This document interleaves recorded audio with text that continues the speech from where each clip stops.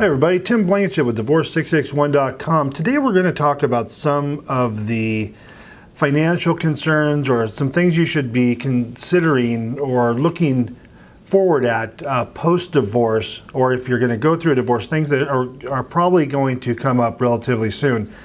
When we file divorce cases for folks, one of the main concerns, of course, is financial. The distribution of property and assets and debts is a huge portion of your divorce. If you don't have children, in fact, it's probably everything.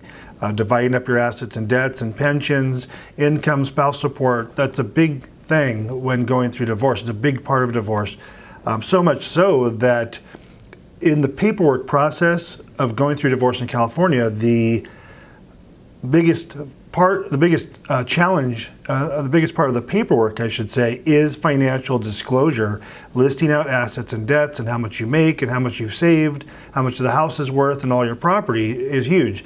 So outside of that, the other things are going to be children, but a big part of divorce is about money and finances. So what I wanted to talk about today is, I always tell my clients when they come in, your money's not going to go as far after you get divorced. It's going to be at least or nearly twice as expensive to operate two separate households. So if you are a married couple living together, both spouses working, and both incomes for a single household, a single rent or mortgage payment, a single power bill, a single water bill, and so on and so forth, that money now divided, operating under two households, you're never, I shouldn't say never, but there's a great chance that you are not going to live at the same financial ability or the same, what do I want to say? You're not going to be able to live the same comfortable life you did when you were married. Your money is not, you're going to have less money and you're going to have more bills. I was reading an article here that says basically that following a divorce, the cost is usually 25 to 50% more to maintain your pre-divorce lifestyle. A single household becomes twice as expensive as each spouse loses the benefit of the other spouse's income. So that's exactly what we're saying here. You're going to have less money, more bills, because you're now having your own household bills. Each of you are going to have your rent or mortgage, your power bills, and so on.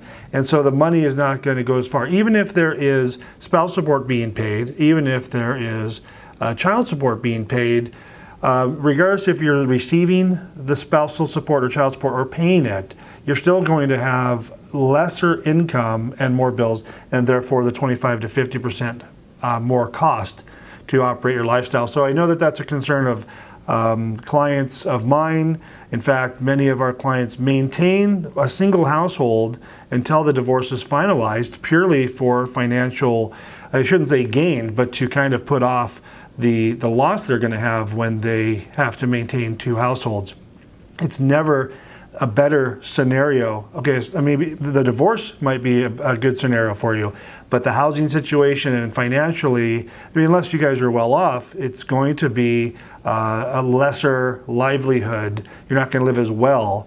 You're going to have more debts and less income to pay those debts, so you're not going to have the same lifestyle. That's the word I was looking for.